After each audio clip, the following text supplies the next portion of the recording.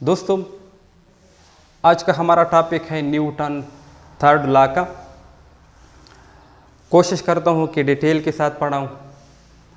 Basic जो हम पढ़ाते हैं, एक्शन एंड रिएक्शन, एक होता है एक्शन, दूसरा होता है रिएक्शन, वो भी ठीक है, लेकिन यहाँ पर मैं एग्जाम्पल के ज़रिए समझाने की कोशिश करता हूँ ताकि आपका कंसेप्ट मुकम्मल तौर पर क्लियर हो जाए। और इसके बाद वाले लेक्चर में मैं 4 न्यूमेरिकल एग्जाम्पल कंसेप्चुअल वो भी आपको दूंगा। उस कंसेप्चुअल एग्जाम्पल से आप इस काबिल हो जाएंगे कि कब हमने Newton first law second law को अप्लाई करनी है, क्या न्यूटन थर्ड लॉ जो है इंडिविजुअली किसी बॉडी की मोशन को एक्सप्लेन करती है। ठीक है ना। तो ये सारा कंसेप्ट इंशाल्लाह उन 4 कंसेप्चुअल न्यूमेरिकल प्रॉब्लम में आपका ये मसला हल होगा, आपका कंसेप्ट क्लियर हो जाएगा। तो अब हम स्टार्ट लेते हैं न्यूटन थर्ड लॉ से। तो न्यूटन थर्ड लॉ में अगर हम किसी बॉडी को मान लें और हम ये कहें कि ये बॉडी जो है इस पर कोई फोर्स एक्ट कर रही है, अब सवाल ये पैदा होता है कि बॉडी पर ये फोर्स कहाँ से आया। इसका आंसर ये है कि ये बॉडी किसी दूसरी बॉडी के साथ इंटरेक्शन में होगी। ठीक है ना। उस इंटरेक्शन की रिजल्ट की वजह से इस बॉडी पर ये फोर्स एक्ट कर रही है।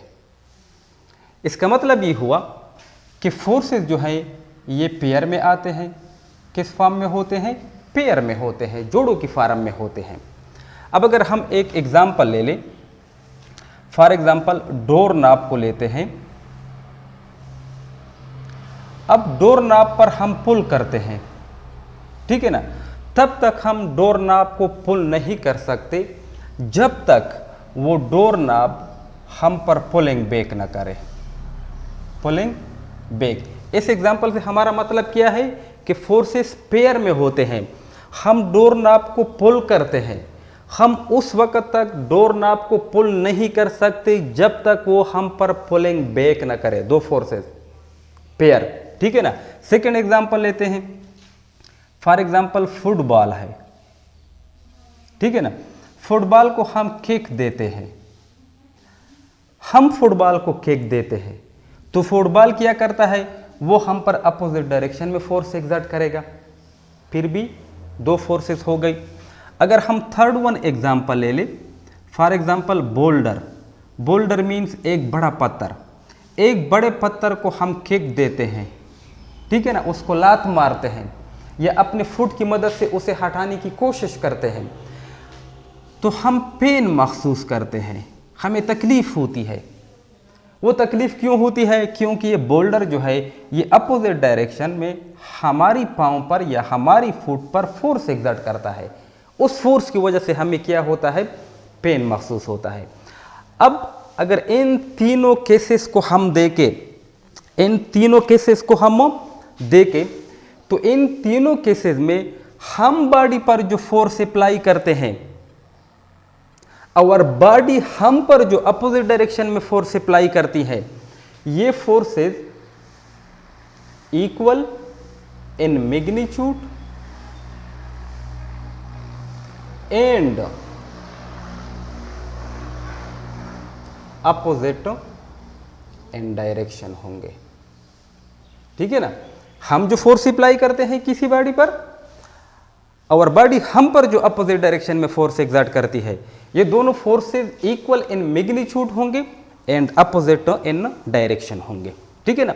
तो एक्सपेरिमेंट ये शो करते हैं कि जब 2 बॉडीज इंटरेक्ट कर रहे होते हैं तो इस दौरान ये जो 2 फोर्सेस, एक बॉडी दूसरे पर और दूसरी वाली फर्स्ट पर एग्जर्ट करती है, ये दोनों फोर्सेस इक्वल इन मैग्नीट्यूड होंगे एंड अपोजिट इन डायरेक्शन होंगे। और इस इफेक्ट को हम क्या नाम देते हैं? न्यूटन थर्ड लॉ का नाम देते हैं। 2 फोर्सेस, एक हम बॉडी पर और बॉडी हम पर, ये दोनों फोर्सेस मैग्नीट्यूड में बराबर, अपोजिट इन डायरेक्शन। इस इफेक्ट को क्या नाम देते हैं? न्यूटन थर्ड लॉ का नाम देते हैं। अब अगर हम न्यूटन थर्ड लॉ को डिफाइन करें तो उसकी डिफिनीशन ये है, if a body A, example figure मैं ड्रा करूंगा, if a body A exert a force on body B, इसको हम नाम देंगे एक्शन का, ये एक्शन हो गया। Then body B will exert a force on body A, उसको हम नाम देते हैं रिएक्शन का। तो ये दोनों forces action and reaction magnitude में बराबर होंगे बट अपोजिट इन डायरेक्शन होंगे।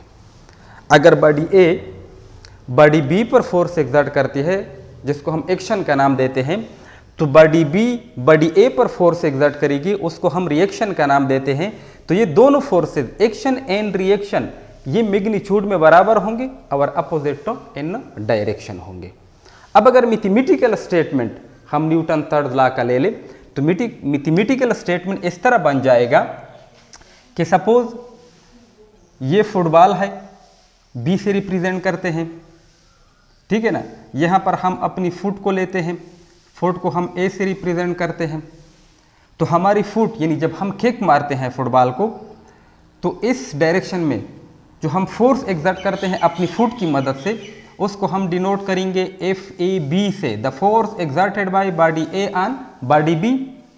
तो इन रिस्पॉन्स बॉडी बी जो है अपोजिट डायरेक्शन में हमारी फुट पर जो फोर्स एक्सर्ट करती है उसको हम रिप्रेजेंट करते हैं FBA से, the force exerted by body B on body ए।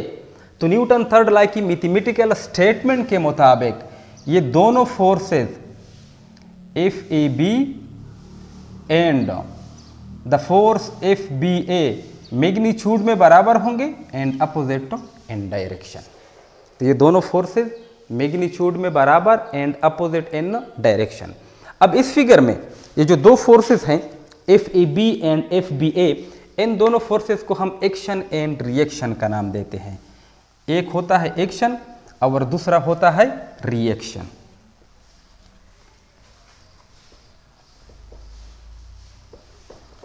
चलो मिटा देते हैं सारे को।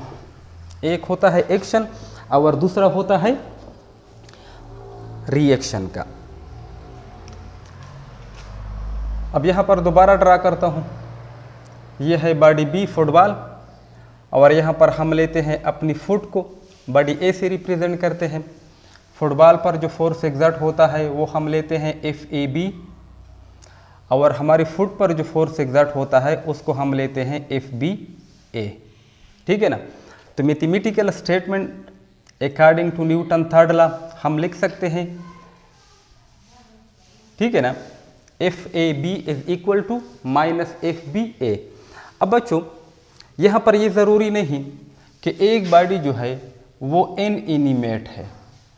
इनएनिमेट का मतलब क्या है? बेजान। और जैसा कि ये फुटबॉल है या सॉकर बॉल लेते हैं और हमारी फुट जो है ये इनएनिमेट नहीं है। ये ज़रूरी नहीं कि बॉडी इनएनिमेट है या इनएनिमेट नहीं है। कोई भी बॉडी हो हमेशा के लिए वो एक दूसरे पर जो फोर्स एक्सर्ट करेगी वो मैग्नीट्यूड में बराबर होंगी और अपोजिट इन डायरेक्शन होंगे, ठीक है ना। अब वो न्यूटन थर्ड लॉ में ये एक्शन और रिएक्शन फोर्सेस है जिसको बाज़ औक़ात हम एक्शन रिएक्शन पेयर भी कहते हैं। अब यहाँ पर एक्शन रिएक्शन वाले फोर्सेस से हम ये मतलब नहीं ले सकते कि ये इन्हीं काज एंड इफेक्ट रिलेशनशिप है।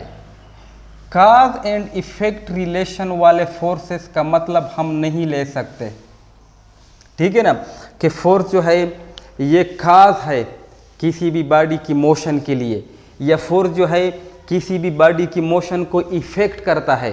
यानी काज एंड इफेक्ट रिलेशनशिप वाली फोर्सेस का मतलब हम नहीं ले सकते न्यूटन थर्ड लॉ में ये जो दो फोर्सेस हैं, ठीक है ना।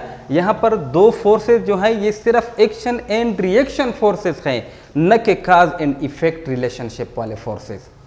ये बात ध्यान में रखना, ठीक है ना। बहुत बड़ा फर्क है काज एंड इफेक्ट रिलेशनशिप वाले forces and action and reaction वाले फोर्सेस, इन दोनों में बहुत बड़ा फर्क है, ठीक है ना।